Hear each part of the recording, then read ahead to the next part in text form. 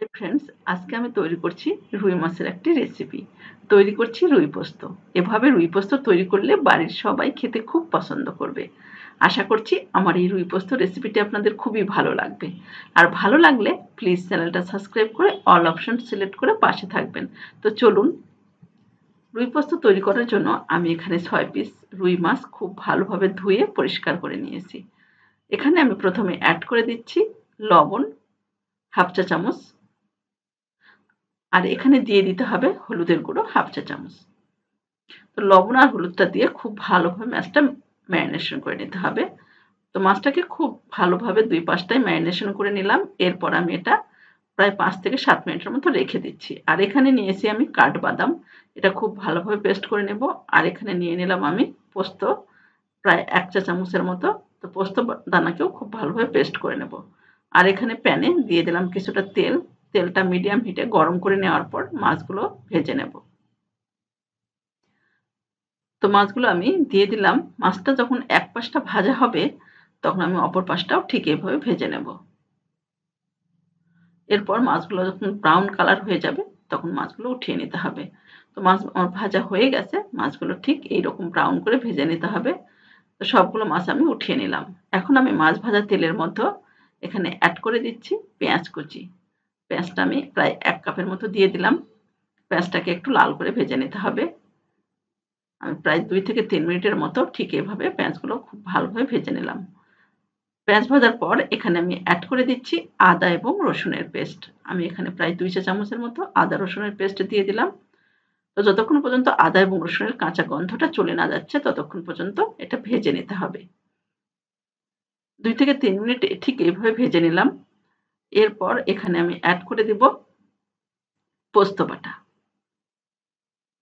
আর এখানে দিয়ে দিচ্ছি আমি লবণ হাফ চা চামচ, দিয়ে দিতে হবে হলুদের গুঁড়ো হাফ চা চামচ, আর এখানে দিচ্ছি লাল মরিচের গুঁড়ো হাফ চা চামচ।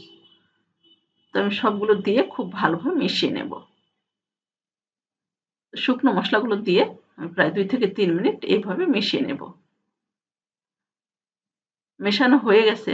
এই পর্যায়ে এখানে অ্যাড করে দিতে হবে টক দই। আমি এখানে হাফ কাপের মতো টক দই দিয়ে দিলাম।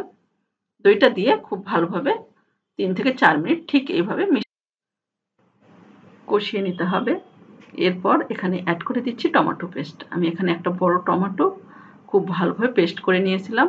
তো টমেটোটা দিয়ে খুব ভালোভাবে মিশিয়ে নিতে হবে। প্রায় ৩ থেকে ৪ মিনিটের মতো ঠিক এভাবে মশলাগুলো কষিয়ে নেব। এরপর মশলা থেকে যখন তেলটা ছেড়ে দিবে তখন এখানে অ্যাড করে দিতে হবে জল। আমার কিন্তু মশলাটা কষানো হয়ে গেছে। এখানে আমি জল দিয়ে দিলাম। জলটা দিয়ে যখন ঝোলটা ফুটে উঠবে তখন এখানে মাছগুলো দিয়ে দিতে হবে। তো সবগুলো মাছ আমি এখানে দিয়ে দিলাম। এরপর আমি ২ থেকে ৩ মিনিটের মতো ঝোলটা ফুটিয়ে নেব। ঝোলটা যখন ফুটে উঠবে তখন এখানে অ্যাড করে দিতে হবে কাঠবাদামের পেস্টটা।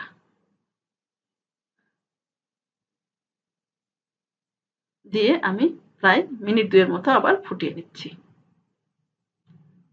এরপর এখানে অ্যাড করে দিচ্ছি আমি কাঁচামরিচের ৪ থেকে ৫ টি কাঁচামরিচ। এতে করে সুন্দর একটা ফ্লেভার হবে। তো কাঁচামরিচগুলো আমি মাঝখান থেকে কিন্তু কেটে দিয়েছি। আর এখানে আমি অ্যাড করে দিচ্ছি লেবুর রস। এখানে প্রায় ২ টেবিল চামচের মতো দিয়ে দিলাম লেবুর রস। আর এখানে আমি দিয়ে দিব চিনি হাফ চা চামচের মতো। আর একটু স্বাদ বাড়ানোর জন্য এখানে অ্যাড করে দিচ্ছি আমি ১ চা চামচ ঘি। তবে ঘিটা অপশনাল, আপনারা চাইলে কিন্তু এটা নাও দিতে পারেন। দিয়ে সবগুলো খুব ভালোভাবে মিশিয়ে নিতে হবে। এ পর্যায়ে গ্যাসটা আমি বন্ধ করে দিলাম। তো দেখুন আমার কিন্তু রুই পোস্ত একদম রেডি। এইভাবে আমি রিকোয়েস্ট করছি আপনারা এভাবে একবার ট্রাই করবেন। খেতে কিন্তু অসাধারণ লাগবে। গরম ভাত পোলাওর সঙ্গে খুব ভালো লাগে। আশা করছি আমার রেসিপিটি ভালো লেগেছে। ভালো লাগলে লাইক, কমেন্ট এবং শেয়ার করবেন। তো আজ এ পর্যন্তই। ভালো থাকবেন।